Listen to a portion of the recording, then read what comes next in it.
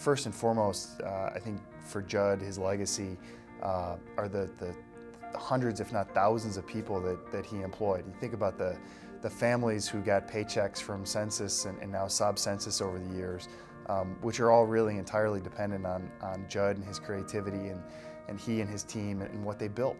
That's a remarkable legacy to be able to impact that many lives that directly and tangibly, to help those families buy a home and put food on the table and put their kids through college.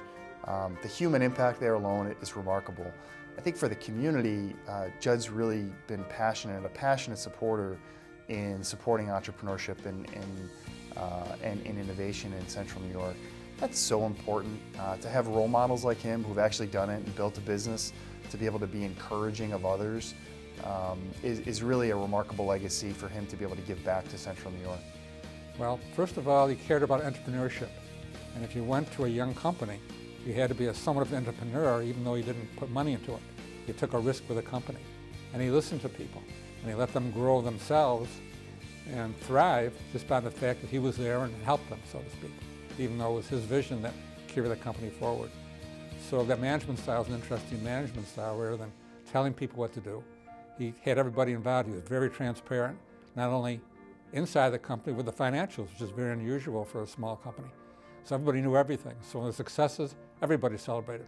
If there was problems, everybody tried to help the problem. So it was an interesting style that worked.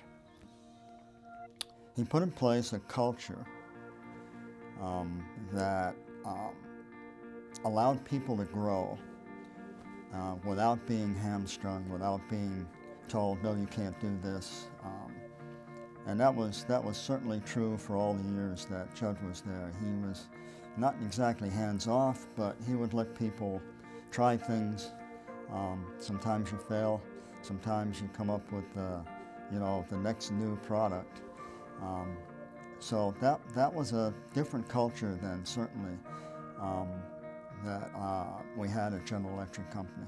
Obviously, he's left a wonderful company that provides hundreds of jobs and good working environment for people. It's a fun place to work. It's a very friendly and nice environment. So I think having all these jobs in the community in the Central New York region is certainly an important thing to remember. And he's also participated in a lot of community events and supported them too.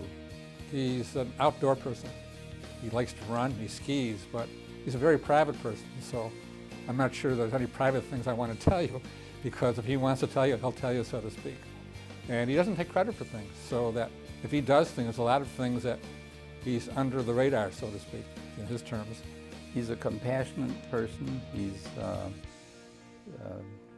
good-humored, and he's very technically astute. So it's a wonderful combination for a CEO to understand the details of the business as well as being as friendly and concerned of his employees as he is. He fostered innovation, and that's because he himself was very innovative. I think that's one of his key characteristics.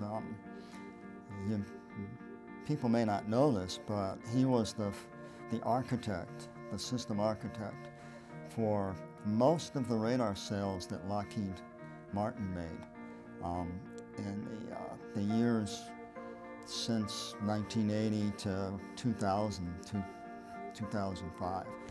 All of their so-called long-range radars are basically Judd Gostin's architecture. Well, what I think his legacy is what he was really so interested in doing. And by the way, we were also in developing a company in upstate New York that would really provide really very good jobs. And our idea was that at some point we would evolve from these 5 people, which we started with, and we would then be one of the major radar companies actually in the world. I mean, that's really what he wanted and what we did want. And so what happened was that over the time we started growing, and we eventually got up as many as 700 people, and we're now down to around 500. But I think the legacy is he has started a company that is going to stay in upstate New York, is going to provide really good, innovative jobs for very bright people who are interested in developing good products and are really interested in helping the community. So in my mind, that's what his legacy is. People may not know this about him. One of his other characteristics was that he was an extremely good writer. He could put the written word down, and the words just flowed into your head as if he was talking to you. And you might ask why. And the answer is, I think, he told me this, that his first degree was in liberal arts from Dartmouth College. So here's a brilliant engineer, and he spent the first 4 years of his education, college education, in a liberal arts environment. Determination, I think that's what I see more often than not when I look at Judd, just sheer determination to figure out a way to problem solve, to get things done, to continue growing the business despite difficulties. And I think an entrepreneur or someone who's been as successful as he needs to have that resiliency, the ability to bounce back from challenges and to continue to fight through and grow the business even in the face of hardship. I think that those are two characteristics, determination and resiliency, that I think I see in him and I really respect.